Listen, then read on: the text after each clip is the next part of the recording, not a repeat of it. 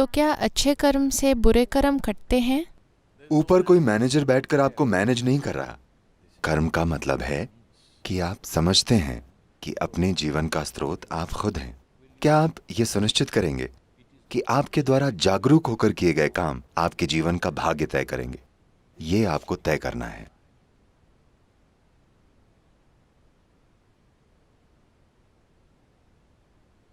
सद्गुरु, कर्म से जुड़ा एक प्रश्न है।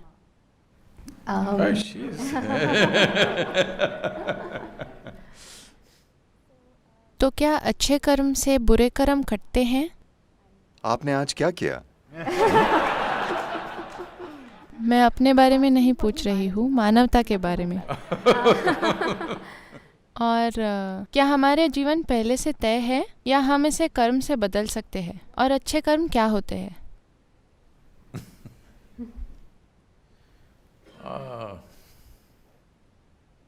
पहले इस शब्द को समझते हैं। मुझे पता है ये अंग्रेजी का हिस्सा बन गया है। कर्म अब एक अंग्रेजी शब्द है। कर्म शब्द का मतलब है काम। आप यहां बैठे हैं, यहां शारीरिक गतिविधि हो रही है, मानसिक गतिविधि हो रही है, भावनात्मक गतिविधि हो रही है और ऊर्जा गतिविधि हो रही है। हम सभी में, चाहे आप जगे हों या सो रहे हों, कर्म के 4 आयाम हर समय होते रहते हैं। आज सुबह जागने से लेकर उस बुरे कर्म के अलावा जो आपने किया, आपको बताने की जरूरत नहीं है। सुबह जागने से लेकर अब तक कुछ ही घंटे हुए हैं। 4 आयामों के कर्म का कितना हिस्सा आपने चेतनता से किया? क्या मुझे उत्तर देना है? मैं अपने काम करते हुए जागरूक नहीं थी, वे बस होते गए। मैं कह रहा हूं कि लगभग हर इंसान के लिए ये 1% से काफी कम है। अगर आप पूरे दिन को देखें तो ये 1% से काफी कम है। तो जब आपके 99% काम संयोग से हो रहे हैं या चेतनता में हो रहे हैं, आप बस ये कीजिए, आप यहां गाड़ी चलाइए। यहां ट्रैफिक काफी धीमा है, यहां ये प्रयोग करना सुरक्षित है। 99% समय बस आंखें बंद करके ऐसे बैठिए और बीच बीच में स्टीयरिंग संभालिए। देखते हैं 5 मिनट में आप कहां होंगे। यही दुर्घटना है इंसानी जीवन की। तो आपको ये समझना चाहिए कि ये सबसे गहरा आयाम है पूर्वी सभ्यताओं का। हमने आपको बताया कि आपका जीवन आपका कर्म है, यानी आपका जीवन आपने बनाया है। कोई मैनेजर नहीं बैठा है। मैं आपकी बात नहीं कर रहा हूं। ऊपर कोई मैनेजर बैठकर आपको मैनेज नहीं कर रहा। Your life is your karma. आपका जीवन आपका कर्म है। आप इसे जैसे चलाते हैं ये वैसे ही चलता है, ना कि किसी और तरीके से। सिर्फ इसलिए कि 99% से ज्यादा अचेतन तरीके से हो रहा है, ऐसा लगता है कि कोई अन्य शक्ति आपको चला रही है। सभी बुरे ड्राइवर ऐसे होते हैं। जब वे किसी तरह की टक्कर करते हैं, मैं तो अच्छे से चला रहा था, पता नहीं ये कैसे हो गया। क्या आपने ये सुना है? पता नहीं ये कैसे हो गया, कुछ अजीब सा हो गया और मेरी कार टकरा गई। नहीं, बस आप एक बेकार ड्राइवर हैं। तो जीवन के मामले में भी यही सच है। जीवन में भी यही सच है। हम आपको हर समय याद दिलाते रहते थे। इस पीढ़ी में ये खो गया है। आपकी माँ या दादी की पीढ़ी में उठते बैठते वे कर्म, प्रारब्ध, मुक्ति, मोक्ष कहती थी। ये रोजाना की बातचीत थी, ना कि आध्यात्मिक चर्चा। हाँ या ना? हर दिन। अब समय आ गया है कि आप उसे वापस लाएं, क्योंकि कर्म का मतलब है आप खुद को याद दिला रहे हैं कि हर चीज जो मैं कर रहा हूं और नहीं कर रहा हूं वो मेरी बुनियादी जिम्मेदारी है। अगर आप मुझसे पूछें, लोग मुझसे पूछते रहते हैं। मैंने कुछ समय तक इसके बारे में स्पष्ट नहीं कहा था, पर कुछ लोग पूछते रहते हैं, तो इन दिनों मैं उन्हें बता रहा हूं। मिशन क्या है, वे पूछते हैं। मिशन बस यही है, धर्म से जिम्मेदारी की ओर। आपको लगता है कि ये वहां है, नहीं, ये यहां है। कर्म का यही मतलब है कि आप समझते हैं कि आप ही अपने जीवन का स्रोत हैं। क्या ब्रह्मांड में कोई अन्य शक्ति काम नहीं कर रही? हां, कर रही है, लेकिन उसका उपयोग करना भी आपका काम है ना? हेलो? उसका उपयोग करना भी आपका काम है, वरना क्या मतलब है? तो कर्म का मतलब है आपका जीवन आपने बनाया है, कोई और चीज तय नहीं कर सकती।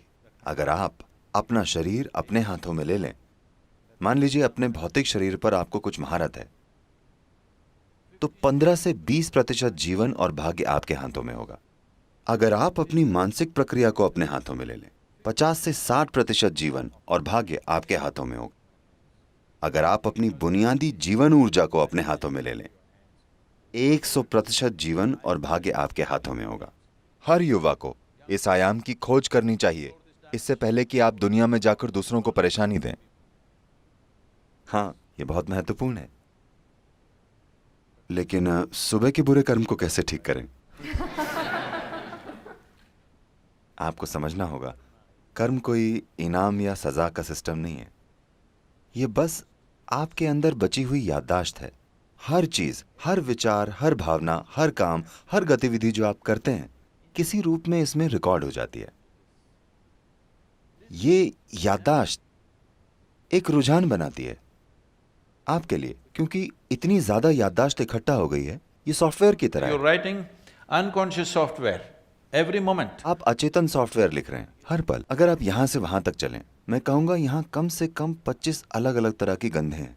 आप जागरूक नहीं हैं जब तक कि बहुत तेज गंध ना हो, किसी रूप में तेज सुगंध या दुर्गंध, तब आप ध्यान देंगे, वरना आप ध्यान नहीं देंगे। आप देखेंगे अगर एक कुत्ता आता है तो वो बस पता लगा लेता है आपने क्या किया है, क्या नहीं किया है, अच्छे और बुरे कर्म सब पता लगा लेता है। हाँ या ना? आप भी जागरूक हैं, आपका सिस्टम भी उसका बोध पाता है, क्योंकि आपका न्यूरोलॉजिकल सिस्टम कुत्ते के न्यूरोलॉजिकल सिस्टम से कहीं ज्यादा बेहतर है। क्या आप सहमत हैं? कुत्तों को पसंद करने वाले लोग, क्या ये ठीक है? इंसानी न्यूरोलॉजिकल सिस्टम किसी भी प्राणी के न्यूरोलॉजिकल सिस्टम से कहीं ज्यादा विकसित है। आप भी काबिल हैं, पर दिमागी गतिविधि की वजह से आप उसे चूक जाते हैं। आप एक काम कीजिए, बस जाकर कुछ समय जंगल में रहिए। आप देखेंगे कि अचानक से आपके सूंघने की काबिलियत, आप सब कुछ जान जाएंगे। बस अपनी नाक को थोड़ा ऊंचा उठाकर, अपनी नाक उठाकर आप जान जाएंगे कि क्या आ रहा है और क्या जा रहा है। आप भारत के गांव में सुन सकते हैं, लोग कहेंगे आज बारिश होगी। आप समझे? कुछ नहीं है, ना बारिश, ना कोई संकेत, ना बादल, कुछ भी नहीं। वे बस ऐसे करेंगे और कहेंगे आज बारिश होगी, और बारिश होती है, क्योंकि वातावरण में बदलाव हो रहे हैं। तो इस अचेतन प्रकृति की वजह से अगर आप वहां से यहां आते हैं, तो उदाहरण के लिए ये सारी 25 गंधें सिस्टम में रिकॉर्ड हो जाती हैं, और इसी तरह देखी गई चीजें, सुनी गई ध्वनियां रिकॉर्ड रिकॉर्ड रिकॉर्ड होती हैं। तो जैसी चीजें आपने अंदर ली हैं, आप धीरे धीरे एक अचेतन रुझान बना लेते हैं। अचानक आपको यह पसंद आने लगता है, कुछ और नहीं, क्योंकि आपने वैसी सूचना अंदर ली है। ये रुझान पारंपरिक रूप से, क्योंकि आपने गंधों की बात की है, पारंपरिक रूप से हम इन्हें वासना कहते हैं। वासना बहुत अच्छी अभिव्यक्ति है, क्योंकि वासना मतलब गंध। तो गंध के आधार पर आप उसी तरह का जीवन अपनी ओर खींचते हैं, या आप उस दिशा में जाते हैं, वे यही कहना चाहते हैं। लेकिन मुख्य रूप से इसे आधुनिक शब्दों में कहें तो आप एक अचेतन सॉफ्टवेयर बना रहे हैं, जिससे वे खुद ही एक निश्चित तरीके से काम करने लगता है। इससे फर्क नहीं पड़ता कि सॉफ्टवेयर क्या है। क्या आप उसे फिर से लिख सकते हैं? बिल्कुल लिख सकते हैं, वो भी आपका कर्म है। तो क्या आप अपने द्वारा किए गए अचेतन कर्मों को अपने जीवन की प्रकृति या भाग्य तय करने देंगे, या आप ये सुनिश्चित करेंगे कि आपके द्वारा किए गए चेतन काम आपके जीवन का भाग्य तय करेंगे? ये आपको तय करना है।